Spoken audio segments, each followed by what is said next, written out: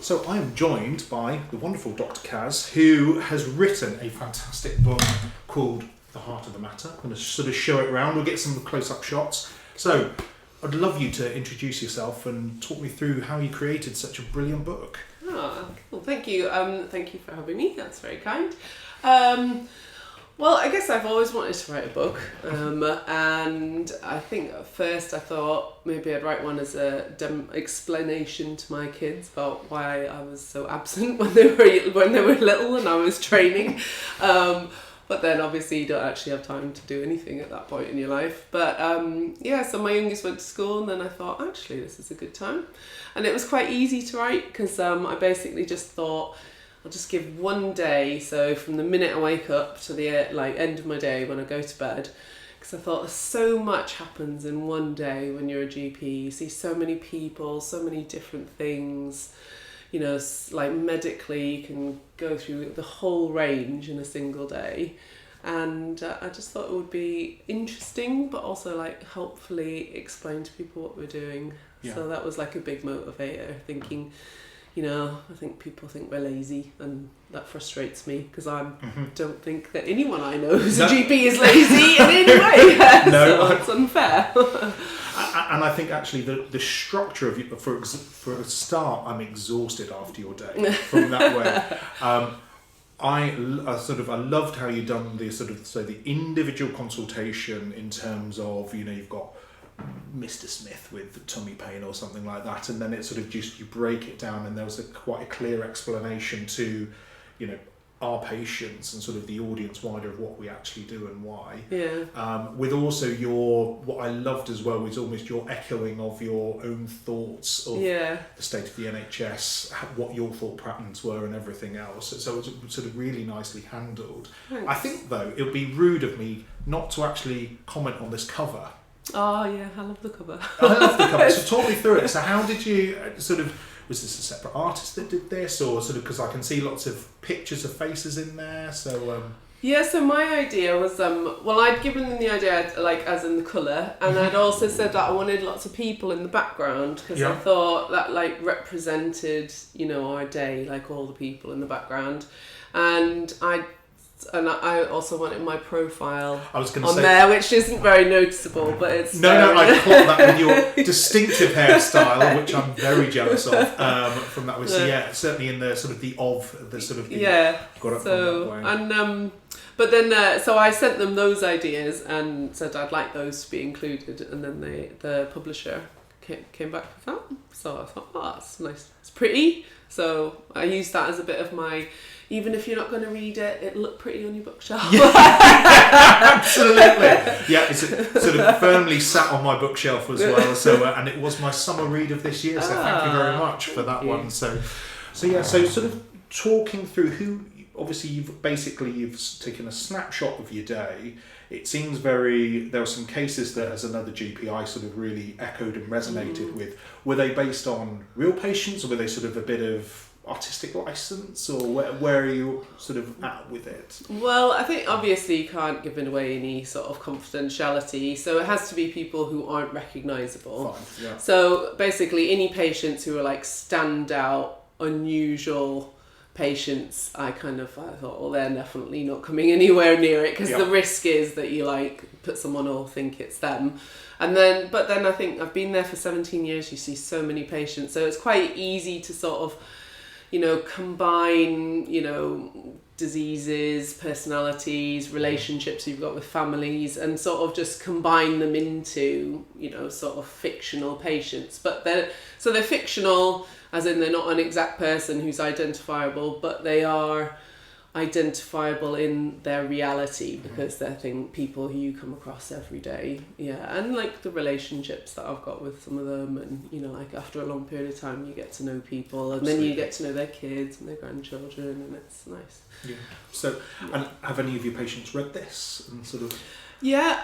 A few of them I know quite well came to my book launch, so Lovely. That was nice. And I think it's a difficult one because we've actually, because I wrote it for patients, so I would like patients to read it, and like my partners, quite a few of my partners have read it, and they were And they liked it. They thought it might be good, and loads of our staff have read it as well and really liked it.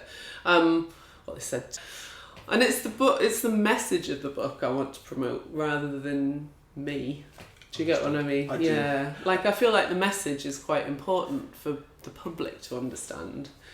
I feel like. And so, what do you feel the message of the book is from your bit? Well, I tried to put in lots of health information so that, like, because I think there's so many different consultations, like 35 phone consultations in the morning, and then in the afternoon, like face to face. And I think there's so many different health things.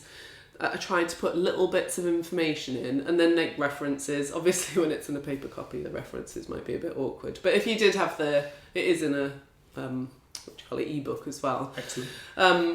So I thought, but like people would be able to like that, problems would resonate, and they would think, right, okay, and but also just understanding how we work, and I think a little bit of how we think in the background, like how we process things, like that.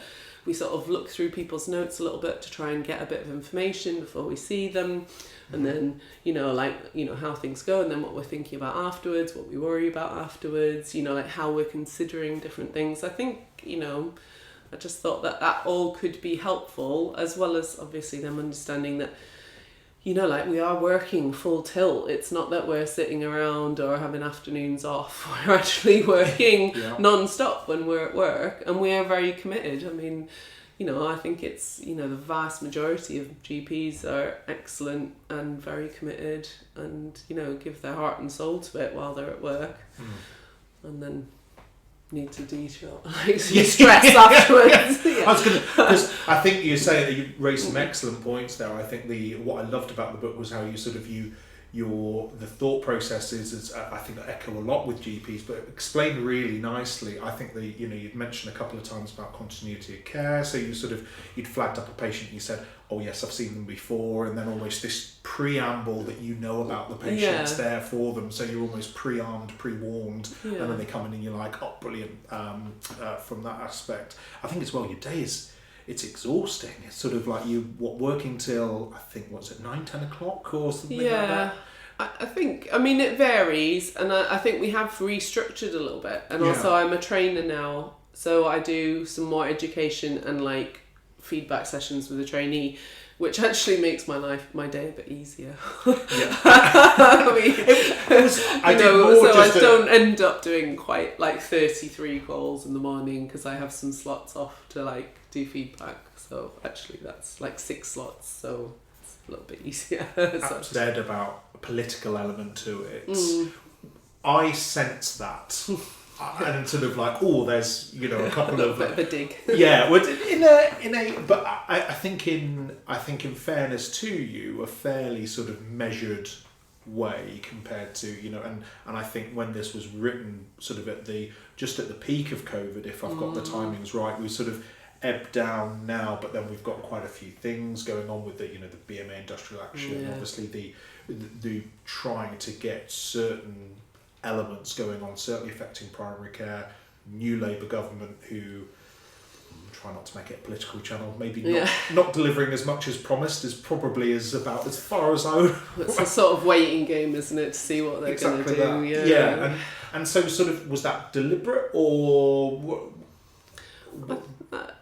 well, I tried not to didn't want to make it too political. I suppose we all, we are political animals, aren't we? And I think, we exist as general practice. We are kind of beholden to the government, aren't we? And which boxes they want us to tick, in which they want to prioritise, and what they say to the media, and how that, that sort of public criticism impacts us as in work, and also like our colleagues who there's loads of GPs who've left or gone abroad or or burnt out, and so we've lost huge numbers, and we're still losing people, aren't we? And I think a lot of that's to do with the sort of negativity over the years. I mean alongside the workload, but if you have like a really hard workload and you're committed, but if you're constantly criticised alongside that, it makes it a sort of less enjoyable, exhausting kind of existence, doesn't it, I think? So I think you can't really avoid the politics in a way. I tried not to be like, you know, full on Marxist. It certainly wasn't. But I think there was sort of you could see the undertone, and I think you're right. We're so, because of the nature of our contract, nature of our work, we are, as you say, we are dictated to in a way with what our work looks like, and so we've got no choice realistically. Yeah.